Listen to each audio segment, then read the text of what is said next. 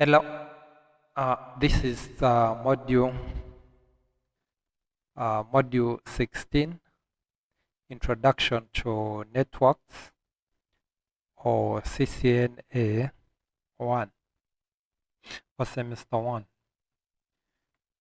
So, module 16, Network Security and Fundamentals, the chapter or the module. The module objective is to configure switches and routers with device hardening features to enhance security. So the topics to cover are security threats and vulnerabilities, network attacks, network attack mitigation, or how to prevent those network attacks, and then the device security. So security threats and vulnerabilities, we need to know the types of threats. So attacks on a network can be devastating and can result in a loss of time and money due to damage. So where we have attacks, expect two things: loss of time as you're troubleshooting what could be the problem, and then even when you find out the problem, money has to also incur, or theft of important information. Information, you can lose information or assets. So intruders can gain access to network through software vulnerabilities. Through software vulnerabilities, someone can access your network through software.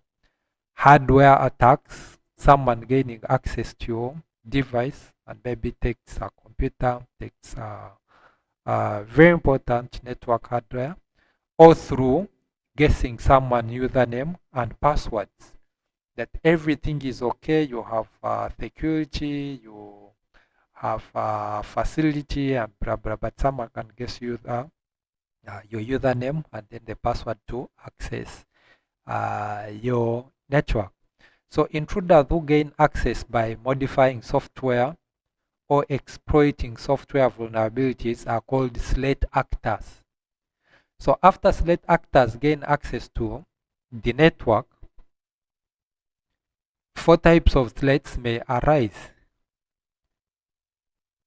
So we have what you call information safety, to deal with information, because your information, someone can steal your information. Data loss or manipulation, that you can lose data, because with the information safety, someone will make copies and blah blah. Yes, you have the copy, but someone else have the same copy, which is not supposed to be that case. But data loss, you lose data permanently, or manipulation, or your data is manipulated. Identity safety, your username and the password, someone steals them. Then disruption of services, that you are the legit user, but you cannot access what you're supposed to access. So vulnerability is the degree of weakness in the network or a device. Some degree of the vulnerability is inherent in routers, switches, desktop servers, and even security devices. That this device, for which it has this weakness, and you buy it well knowing that there is this weakness with this device. So typically the network devices under attack are the end device as endpoints, or can call them end devices, such as servers, desktop computers. There are three primary vulnerabilities or weaknesses. So vulnerabilities, you can call them weaknesses. So we have what you call technological vulnerability, we have configuration vulnerabilities, and then security policy vulnerabilities.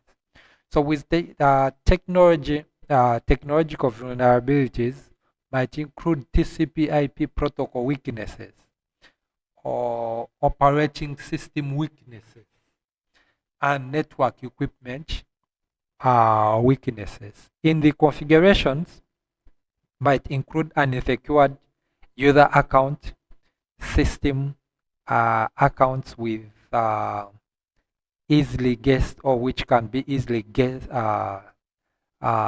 the password that can be easily guessed, misconfigured internet service, unsecure default setting, and then misconfigured network equipment.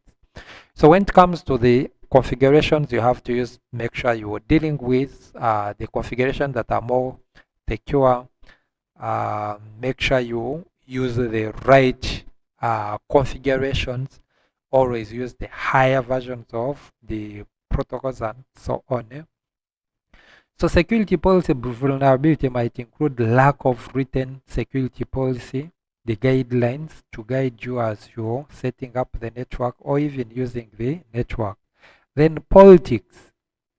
Politics, they can also cause problems. Lack of authentication, continuity, logical access control, not applied software and hardware installation and changes, not following policy, because if you don't follow the guidelines, you may end up doing your own things or following your mind.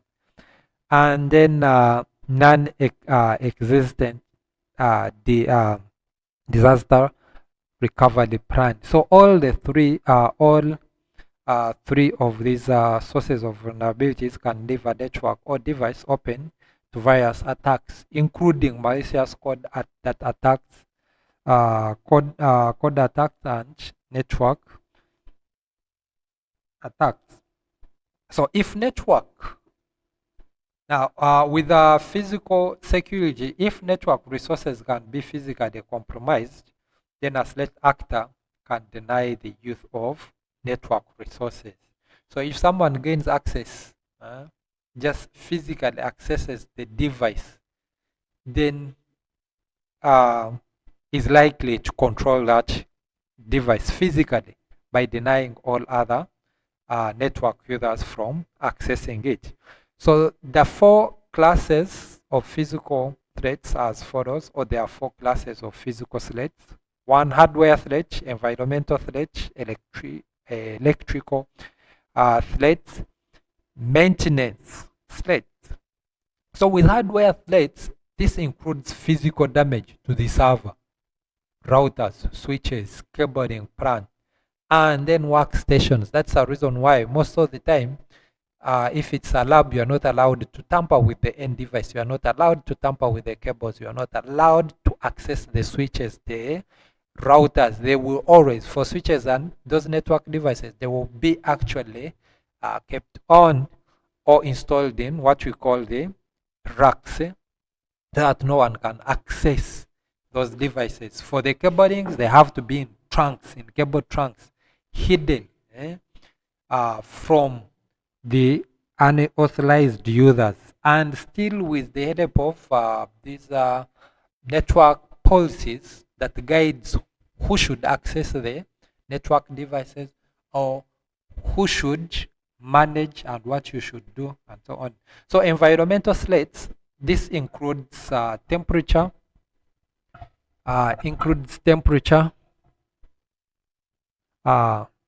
temperature extremes, then too hot or too cold, and humidity, extremely too wet or too dry on the devices. So that's the reason why even when it comes to doing the preventive maintenance on the hardware and blah blah, we have what we call the form factors, or what you're supposed to use to clean the devices, where you have to use the blowers, because with the blowers automatically you blow off dust from the devices without harming the device. And even the form factor that you can use, those liquids or the detergents that you can use to clean, that they are designed specifically for that purpose.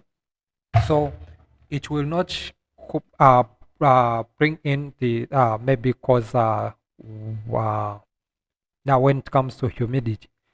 So whether you use too much form factor, those are liquid, they will not affect, because for it can actually be dried within seconds. Within seconds. with too hot, too cold. There are those devices like the servers whereby we expect the room to be cool all the time. Maybe even those devices that can be at room temperature still they're there. So electrical slates, this includes voltage sparks, insufficient supply voltage, unconditional power, the noise, and then and total power loss. So most of the time when it comes to electrical slates, you have to make sure you have UPSs you have extensions, you have there are so many gadgets that you can use to make sure protect your devices from electrical slates. Then maintenance slate. This includes poor handling of key electrical components and how you handle the device. You have to make sure that your devices are maintained all the time, maybe quarterly, maybe after like 1 month, like that. Make sure that it is good condition. Lack of critical spare parts, poor cabling, and then poor labeling. So all those they can also cause maintenance slates. Cause network attacks. Network attacks. So there we have to generalize and come with malware. So malware is a short for malicious software. It is a code or software specifically designed to damage, disrupt, steal, inflict, or illegitimate actions on the data, or hosts, or even networks. So the following are types of malware where we have viruses, we have worms, we have Trojan horses.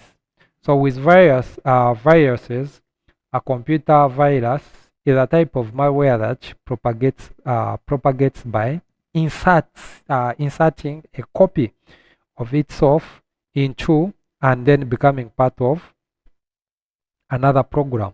It spreads from one computer to another, leaving infections as it travels. So the virus, it attaches itself on a specific code per software or application. Every time you try to execute that file, then the virus, it spreads. Worms, computer worms are similar to viruses in that they replicate functional copies of themselves and can cause the same type of damage. In contrast to viruses, which require the spreading of an infected host file. So worms are standalone software, so it doesn't need any other application to replicate itself or to spread. So if your computer is affected with worm, then it can actually affect all other devices on the network. So if the computer is affected with worm, every time you connect the external devices, they will be affected there and then. Not like viruses where it needs another component, those are the software or even the files, to help move those codes or unwanted applications. We have Trojan horse. It is harmful piece of software that looks legit. Unlike viruses and worms, because there you cannot automatically you know that these are unwanted codes, but with Trojan horse you cannot tell. Trojan horses do not reproduce by infecting other files. They self-replicate. Trojan horse must spread through, or they spread through user interaction, such as opening an email, attachment, or downloading and running file from internet. So even on Trojan horse, most of the time they just come in mostly by receiving mails and blah blah. If you tap on it, you expecting it to be legit, or it's maybe instructing you to do something that you think or see that it is helpful, but in background it does something else, or it causes damage onto the device. So we have what you call reconnaissance attacks. In addition to malicious code attacks, it is also possible for network to fall prey to various network attacks. So network attacks can be classified into three major categories, where we have reconnaissance attacks, we have access attacks, we have denial of service. So with reconnaissance attack, the discovery and mapping of system service and vulnerabilities. That someone will be the attackers, or they will be on the network trying to collect information, mapping system, the services running on the system, what are the weaknesses, and then they come up with a code that will help them to exercise what they have searched for. Access attack, the unauthorized manipulation of data. The unauthorized manipulation of data. You're not authorized to access data system, and even the rights that you don't have rights. But there are those attacks that will always try to exploit that access aspect. Then denial of service, disabling or corruption of networks, system, and then the service. So with this, if a network is collapsed, then it means that the legit users, they won't be able to access that service, even the system and the network that they are supposed to access. So for reconnaissance attacks, external threat actors can use internet tools for external threats. They have to use internet tools such as NS lookup, WHOIS utility, to easily determine the IP address space assigned to a given corporation or entity. So after getting the IP address, then the threat actor can then ping the publicly available IP addresses to identify the addresses that are active. So in most cases, on these public devices, public networks, the ping utility, it will always be denied or not allowed, so that it limits or prevents unauthorized users from collecting information on the network. We have access attacks. Access attacks exploit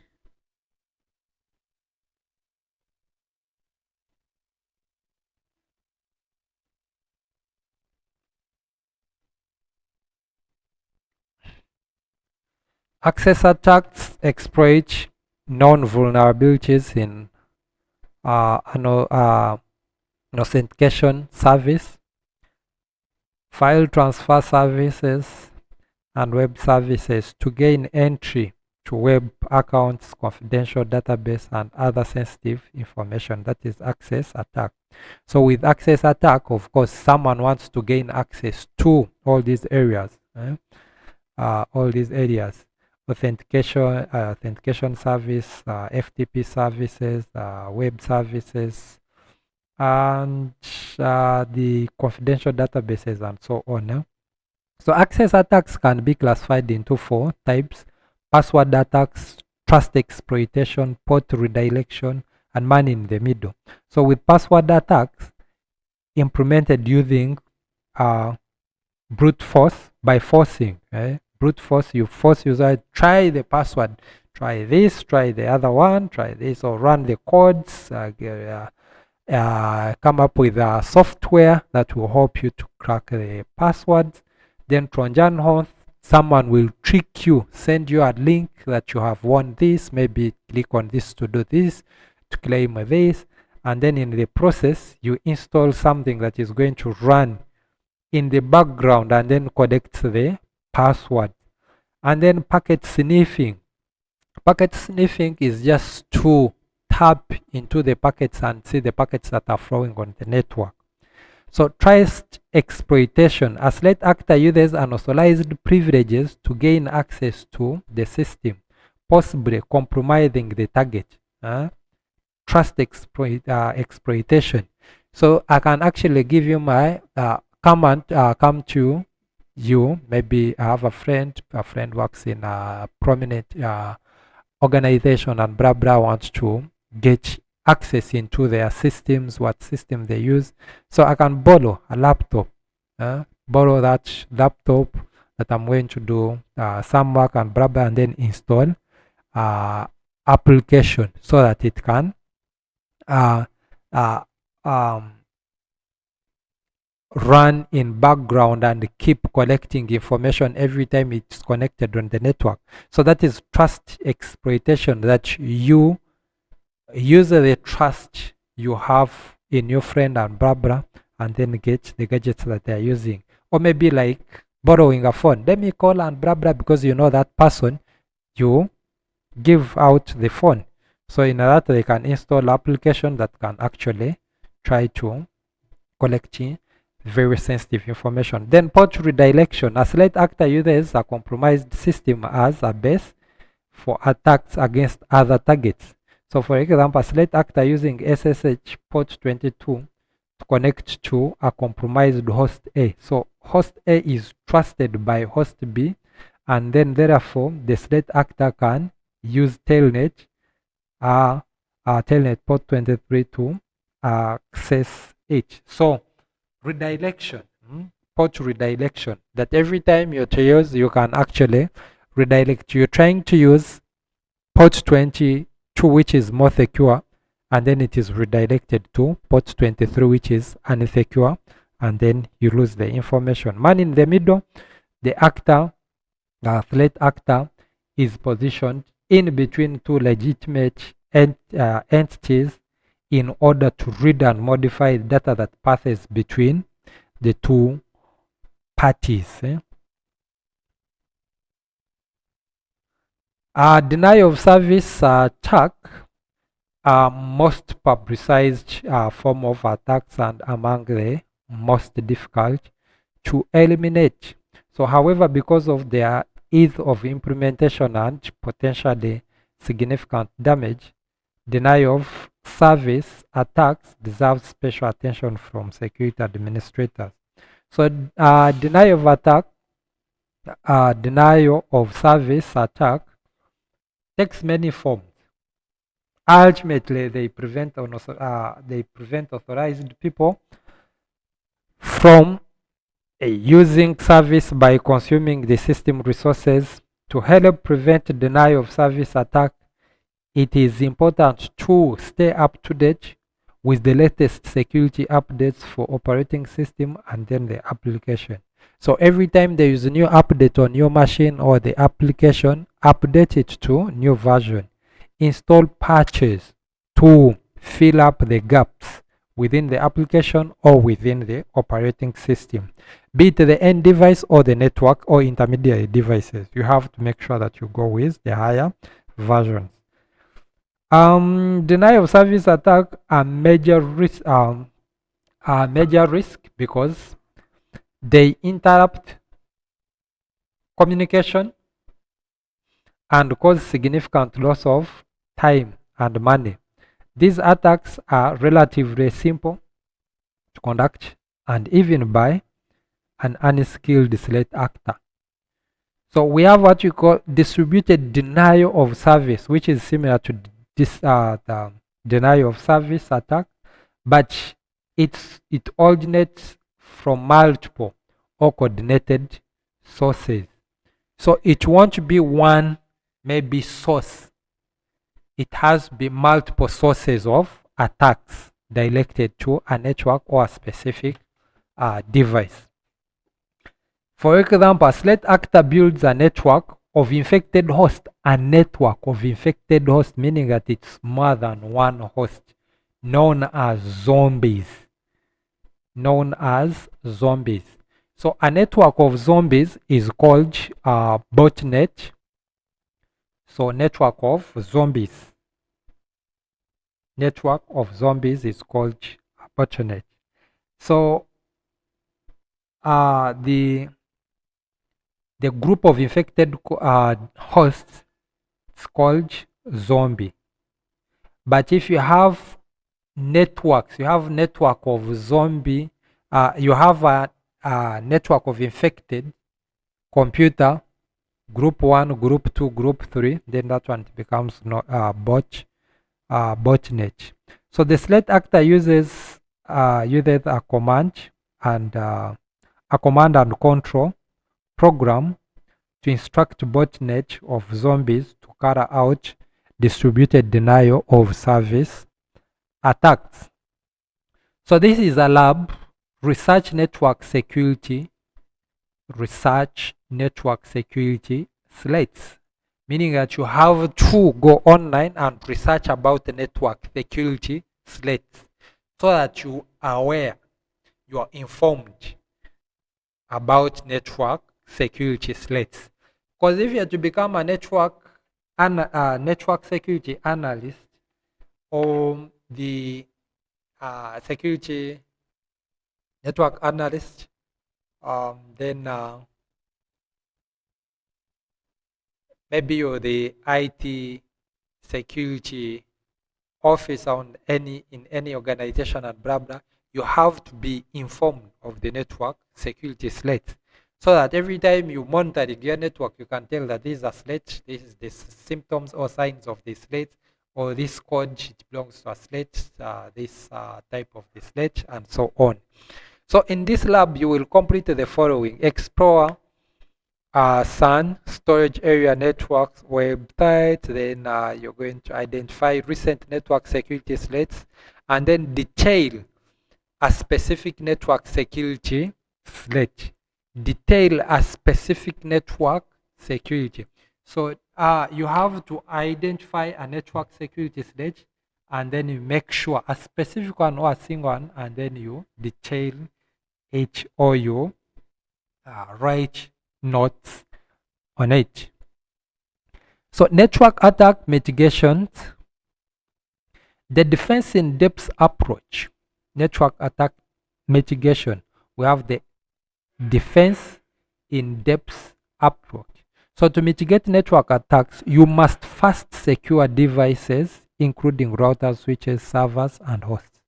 So most organizations employ a defense in depth approach, also known as layered approach to security. So this requires a combination of networking devices and services working in tandem.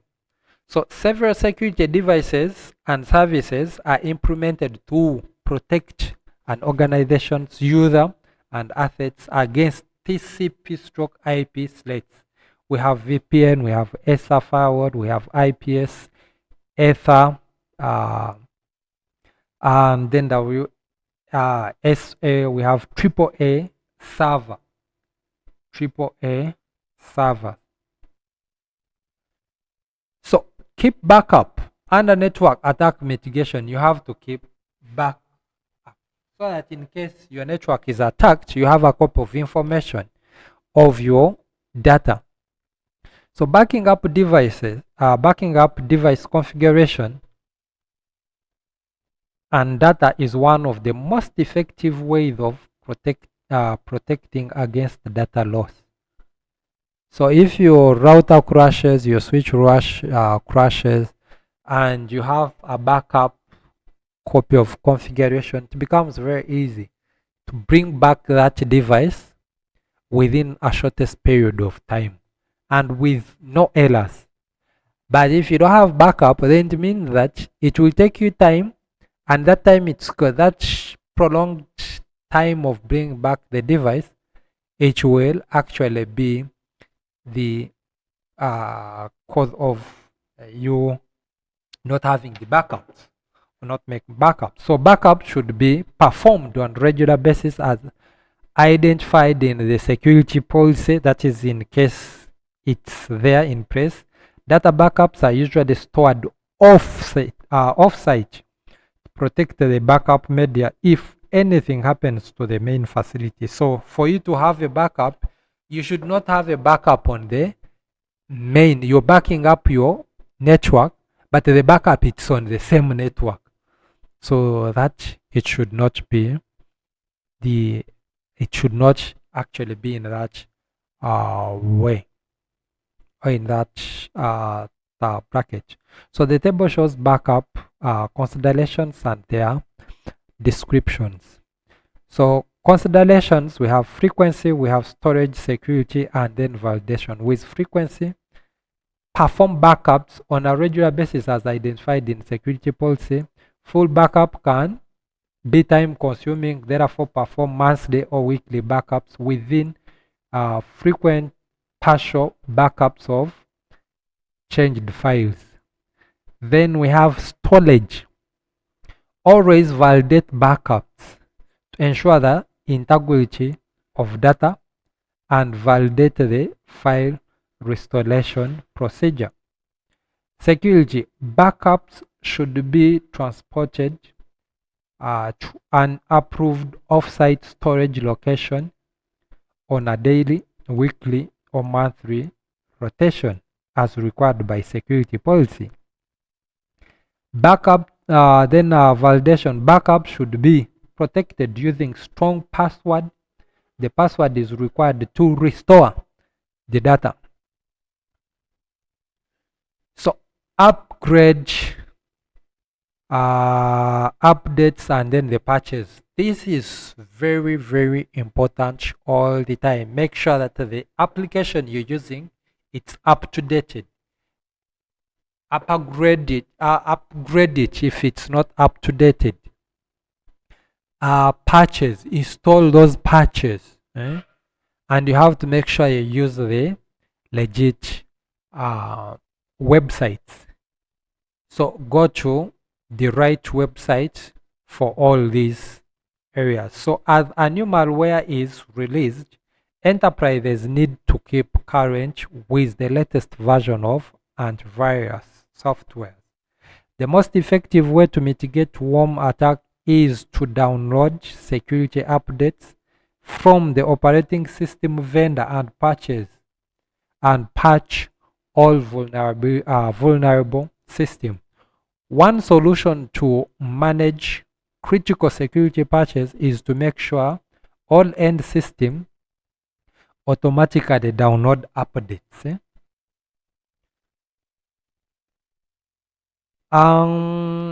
We have authentication or AAA server. Server as also one way to mitigate network attacks. So authentication, authorization, and then accounting or AAA network security service provide primary framework to set up access control on the network. Set up access on a network device. So AAA is a way to control who is permitted to access a network. That is authenticate.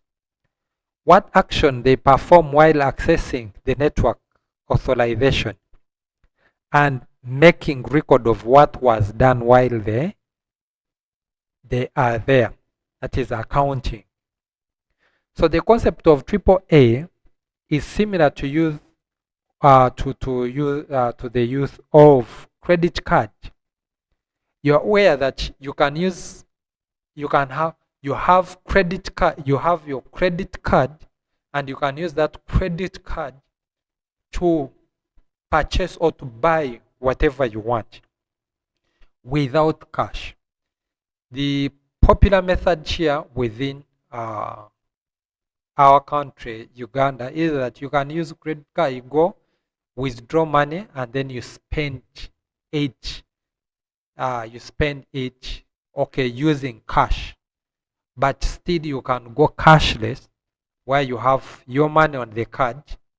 So meaning that the authentication, who you are.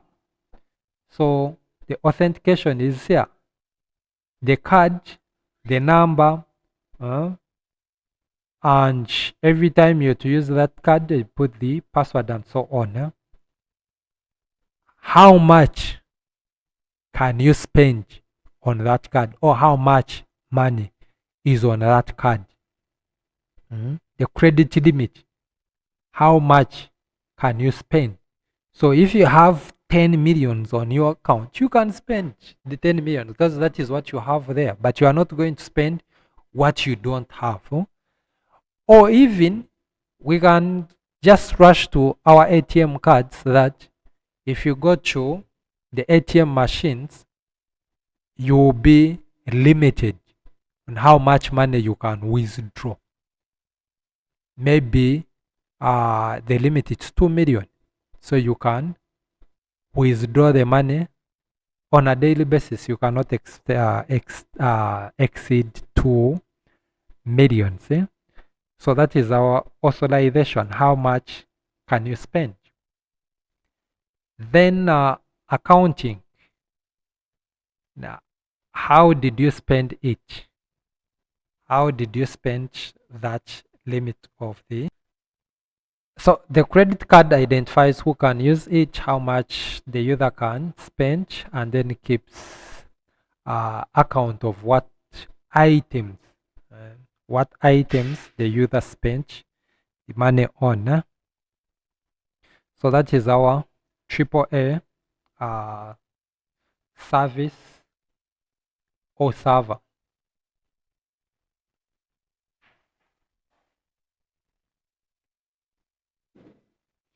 Then we have firewalls. Network firewalls reside between 2 or more networks, control traffic between them, controls the external and then internal. But most of the time, firewall, it focuses on the external traffic from internet. Firewall could allow outside users controlled access to specific services. For example, servers accessible to outside users are usually located on a special network referred as demilitarized zone, or DMZ. So the DMZ enables network administrator to apply specific policies for hosts connected to that network. That every time the external users or the outside users try to access the internal network, they will not be allowed, but they can access, or they can be allowed on that special network, which is DMZ, demilitarized zone. So as you can see in the illustrations, this is what we expect. The inside internal network be allowed to go through firewall to internet and then gets reply. But the outside or external users, they should not be allowed to go through the firewall. If the external or outsider that be allowed, then we have that we need special network, which is DMZ server, that the external users, they can always get what they want from the DMZ, but not directly from internal network, or to access the internal network. So types of firewalls. So firewall products come packaged in various forms. These products use different techniques for determining what will be permitted or denied access to the network. So they include the following: 1, packet filtering, application filtering, URL filtering. We have even stateful packet inspection. So in packet filtering, it prevents or it allows access based on IP and MAC address. Then the application filtering, it prevents or allows access by specific application application types based on port numbers. So with application filtering, we have, or you have to use the port numbers. Maybe SSH, which is port 22, Telnet, which is port 23. You have maybe HTTP, which is port 80, where you have HTTPS, where you port 443. You have maybe FTP, port 20, 21, all that. So if you want to use application filtering, you have to specify those port numbers. Then we have URL filtering, prevents or allowed access to websites based on specific URL, uniform resource locators, or the keywords. The keywords, because you can go to firewall and specify Facebook. So without specifying the exact URL, its URL, and you put those keywords in, so they will take effect. Then we have stateful packet inspection. Incoming packets must be legit. Incoming, that is from outside the network, from internet, must be legitimate response to requests from internal host. So in other words, it has to be two-way. There must be a request, and that request, it has to be from internal network. Internal network, and then the external network replies back. So stateful packet inspection can also include the capability to recognize and filter out specific types of attacks, such as denial of service. So the firewall, it should be able to also detect some attacks. But of course, if it is to be successful, you have to train it, give it some keywords to base on, and tell that this is attack or this is not an attack. Still under network attack mitigation, we have endpoint security. An endpoint or host is an individual computer system or device that acts as the network client or the source or destination of network information. So common endpoints are laptops, desktops, servers, smartphones, tablets, and so on. So securing endpoint devices is one of the most challenging job of a network administrator because it involves human nature. A company must have well-documented policies in a press, and employees must be aware of these rules. Or in other words, even the network administrator has to make sure to educate the employees about the network, about the policy. So the policy, it guides the systems admin to make sure he sets up the network that favors all the employees, and then at the same time, the employees, they have to follow that policy, make sure that they do the need for on the network. So employees need to be trained on proper use of the network. Policies often includes the use of antivirus software, host intrusion prevention, and more comprehensive endpoint security solution rely on network access control. So with the network access control, it has to be implemented via the configurations, and there it will actually prevent the end devices or the end users from doing what is not required on the network. So device security. The security settings are set to the default values when a new operating system is installed on a device. In most cases, this level of security is inadequate. For Cisco routers, the Cisco AutoSecure feature can be used to assist securing the network. So in addition, there are some simple steps that should be taken that apply to most of operating system. Default usernames, password, they should be changed immediately. The default users, for example, admin, and the password where you have even admin, those they have to be changed to other passwords or other user names. But still you have to follow the policy, the company policy or the network policy you have in place. So access to system resources should be restricted by only the individuals that are authorized to use those resources. Not everyone should always access the available resources. So any unnecessary services or applications should be turned off and uninstalled when possible. So if it's idle, any service that is idle, any application that is not in use, they should be disabled.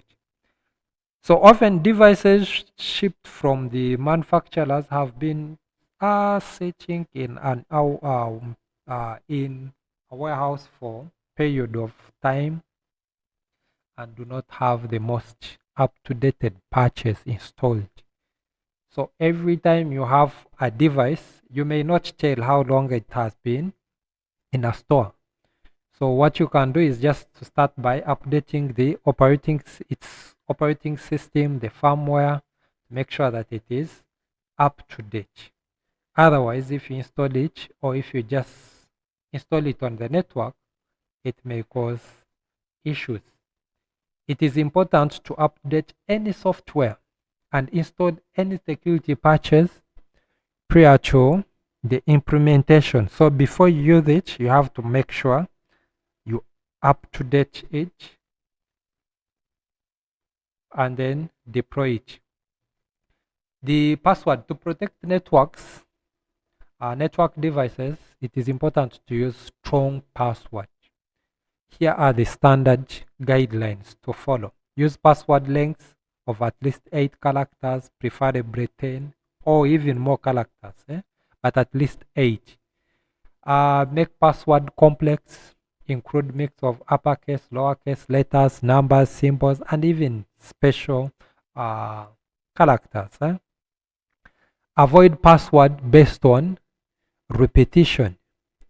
Your email, what else, or maybe your Gmail, your Yahoo, or even other accounts to find why you're using the same password. So if one clocks one password, then it means that you have all access to your available accounts, and you need to avoid saving passwords within the web browsers.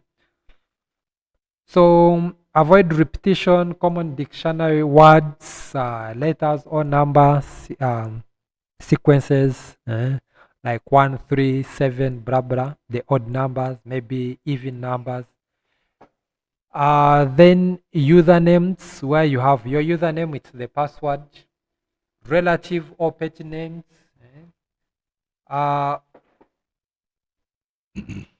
biography information such as birthday, your biodata, birthday, ID number, ancestor names, or even other easily identifiable piece of information. So deliberately misspell the passwords. So if you want to use your birthday as password, then interchange it. You can try to come up with something or the code that means your birthday, but you use it in terms of a code. For example, Smith, you can use smart. Let me see. So you can actually look at this what we have here. So we have Smith. So you can tilt it to this, tilt it to this, or security. Now this is just the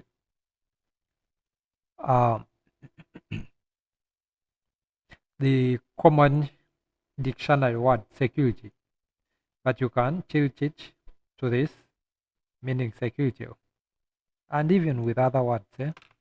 That is if you're not all that good to come up with a complex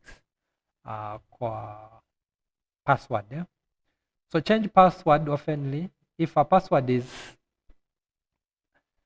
unknowingly compromised, then the window of opportunity for the slate actor to use the password is limited. So you can change the password, change passwords oftenly. So with time,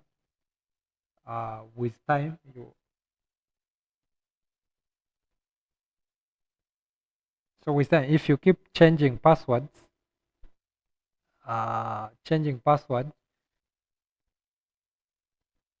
so even if maybe the password is known within the web browser, with time, then it won't be able to work because you keep on changing the password. But if not, use the password the old year, you likely maybe the web browser also to share, because depending on how your web browser is set, the password they can be shared, or someone can use that web browser to access your passwords. So do not write passwords down or leave them in obvious places such as desktop or monitors, your desks, and so on. So on Cisco routers, leading spaces are ignored for passwords, but spaces after the first character are not. But it's not the case for all routers. So if you're setting the password, the leading space, it will also be patched. It will also be treated as the character. So you have to be smart as you're setting that password. So therefore, one method to create a strong password is to use spacebar and then create a phrase made of many words. This is called passphrase. So a passphrase is often easier to remember than simple password. So if you're to include space in your password, be smart. Know that you have the space there. But if it comes abruptly or if it comes accidentally, then you may not be able to trace that password. So additional password security, they're here. There are several steps that you can that can be taken to help ensure that password remains secret on a Cisco router or switch or any other device. Encrypt all text passwords with the service password encryption. This command. Set a minimum acceptable password length that you have to set it on your device with security password minimum length. Then deter brutal false password guessing attacks with login block. Login block 4 and then attempts within. So the command it is here, login block for 120 minutes attempts. So every time you try 3 times, the password you're going to be blocked 3 times. If you try 3 times within 60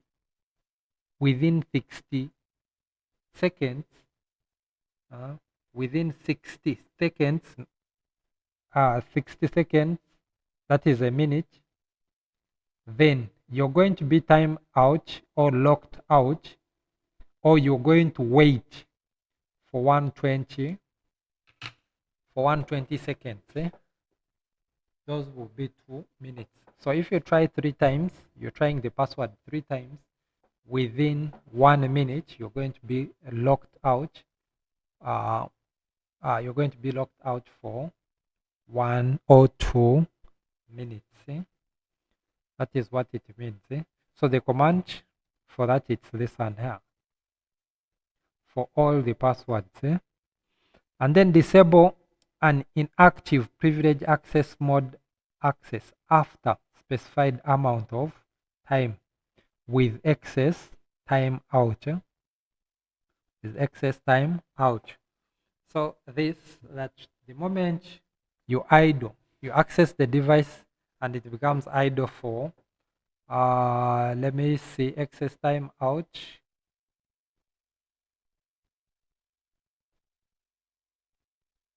30 seconds. 30 seconds. Then automatically it's going to log you out and then you start afresh. So meaning that in case someone, maybe you're on the router and someone calls, or maybe you get busy and you leave it open or without logging out, after 30 seconds, then automatically it's going to log it off. It's going to time itself out and then prevents these other unauthorized users from accessing it. Then we have device security still, where we have the steps on how to enable SSH. It is possible to configure Cisco device to support SSH, which is secure shell, which is the remote access, secure remote access, using the following step. So we have to configure a unique device host name, unique device host name, then configure the IP domain name, then generate the key. You generate the key to encrypt SSH traffic, encrypts traffic between the source and destination. However, to do so, unique authentication key must be generated by using global configuration command, which is crypto key generate RS. Generates key modular. So it generates the bits or the size of the key that is supposed to secure the connection, the communication session between the source and then the destination. So the modulus bit determines the size of the key, and it can be configured from 360 bits up to 2048 bits. So the larger the bits, the bit value, then the more secure the key. However, the larger the bit value also takes longer to encrypt and de-encrypt information. So the minimum recommended modulus length is 1024, which is equivalent to a GB.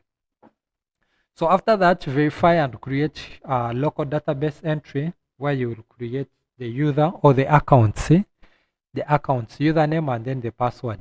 Then authenticate against the local database where we have to instruct it, log in locally, and then enable VTP inbound with SSH session.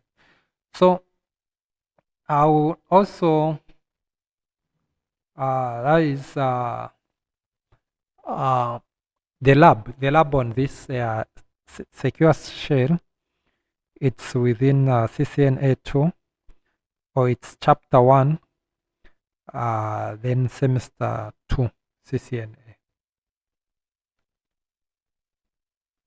So disable unused services. Cisco router switches start with a list of active services that may or may not be required in your network. So disable any unused service to preserve system resources such as CPU cycle and then RAM, and prevents net actor from exploiting those services. So the type of service that are on by default will vary depending on the iOS version. For example, iOS XE typically will have only HTTPS DHCP port open. You can verify this with show IP port all, show IP port all to see the services that are active and then those services that are not. So iOS version prior to iOS XE use show control. So if it is not iOS XE, then you can use show control plain, then host open ports. Show control, show control plain, host open ports. You'll be able to see all the ports that are open so that you can disable them. So there is a packet tracer lab, configure secure password and SSH. In this packet tracer, you will configure the password and SSH. So the network administrator has to ask you to prepare